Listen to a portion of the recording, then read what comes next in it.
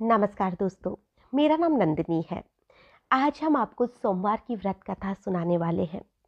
मान्यता है कि इस व्रत को करने से भगवान शिव अपने भक्तों की सारी मुराद पूरी करते हैं और सोमवार के दिन भगवान शिव को समर्पित किया जाता है। इसलिए इस दिन भगवान शिव की पूजा और व्रत करने का महत्व बहुत ज़्यादा बढ़ जाता है। यदि आप सोमवार का व्रत करते हैं तो आपको सोमवार की जो व्रत कथा है उसे जरूर से सुनना चाहिए, क्योंकि बिना व्रत कथा की जो व्रत है वो अधूरा माना जाता है। देवों के देव जो महादेव है उन्हें तो भोलेनाथ कहा जाता है। इसलिए उनका एक नाम भोलेनाथ है, क्योंकि वो भक्तों पर बहुत ही जल्दी बहुत ही भोलेपन से खुश हो जाते हैं। अगर हम पौराणिक मान्यताओं की बात करें तो भगवान शंकर को प्रसन्न करने के लिए किसी भी खास पूजन की जरूरत नहीं होती है, क्योंकि कहा जाता है कि वह तो बहुत ही भोले हैं। भक्त के मन से की गई थोड़ी सी पूजा से भी वो बहुत ज़्यादा प्रसन्न हो जाते हैं।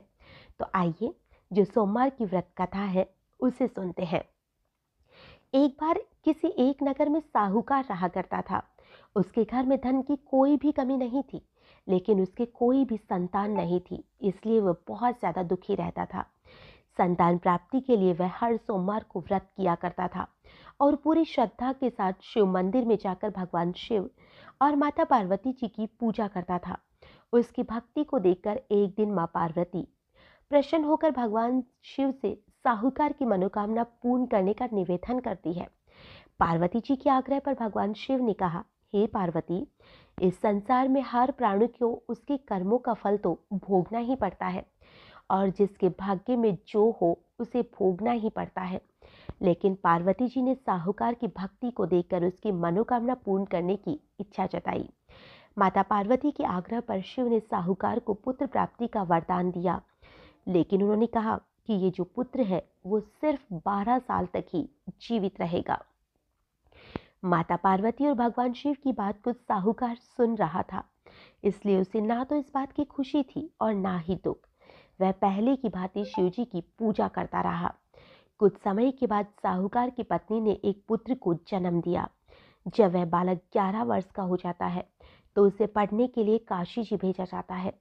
साहूकार ने पुत्र के मामा को बुलाकर उसे बहुत सारा धन देते हुए कहा कि तुम इस बालक को काशी विद्या प्राप्त करने के लिए ले जाओ। तुम लोग रास्ते में यज्ञ कराते जाना, ब्राह्मणों को भोजन दक्षिणा देना। दोनों मामा भांजे इसी तरह यज्ञ कराते ब्राह्मणों को दान दक्षिणा देते हुए काशी नगरी निकल पड़ते हैं।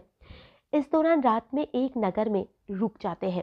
जिस नगर में रुकते हैं उस राजा की कन्या का स्वयंवर था, लेकिन जिस राजकुमार से उसका विवाह होने वाला था वह एक आंख से काना था।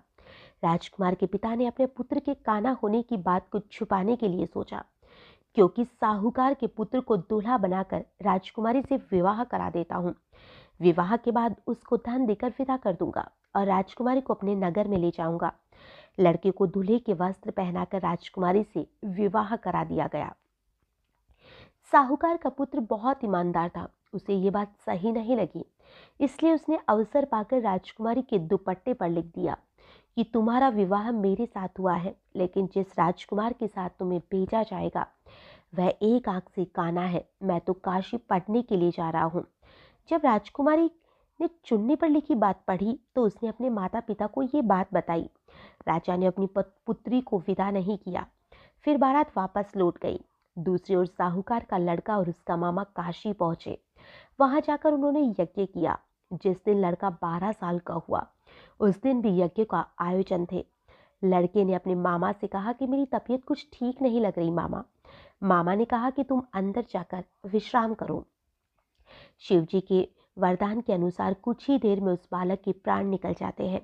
मृत भांजी को देखकर उसके मामा ने विलाप करना शुरू कर दिया। संयोगवश उसी समय शिवजी और माता पार्वती जी उधर से पधार रहे थे। पार्वती माता ने भोलेनाथ से कहा कि स्वामी, मुझे इसके रोने का स्वर सहन नहीं हो रहा है, आप इस व्यक्ति के कष्ट को अवश्य दूर करें। जब शिवजी मृत बालक के समीप गए तो वो बोले कि ये उसी साहूकार का पुत्र है जिसे मैंने 12 वर्ष की आयु का वरदान दिया था।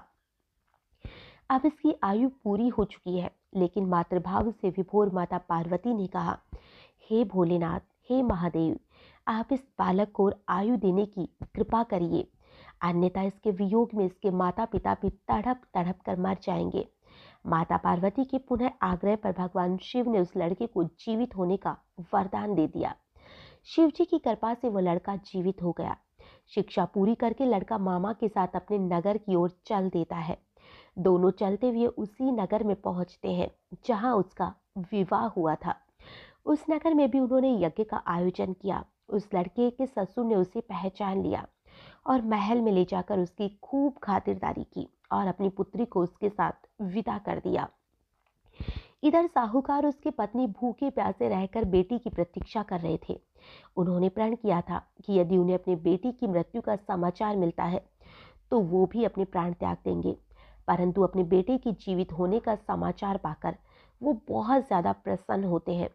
उसी रात भगवान शिव ने साहूकार के स्वप्न में आकर कहा, हे श्रेष्ठी, मैंने तेरे सोमवार के व्रत करने और व्रत कथा सुनने से प्रसन्न होकर तेरे पुत्र को लंबी आयु प्रदान की है और तेरा पुत्र जल्द ही तेरे पास वापस लौट आएगा। जो ब्राह्मण का पुत्र था वो अब अपने घर अपनी पत्नी के साथ पधारता है और साथ ही बहुत सा धन भी उसकी पत्नी को दिया जाता है। गाजे बाजे के साथ जो साहूकार का जो ब्राह्मण का बेटा था वो अपने घर पधारता है और इसी चीज को देखकर उस पूरे नगर में इस बात की सूचना दी जाती है कि भगवान शिव का जो सोमवार का व्रत है, इसे करने से हर एक इंसान की मनोकामना पूर्ण होती है, उसके सारे दुख दूर हो जाते हैं। ओम नमः शिवाय।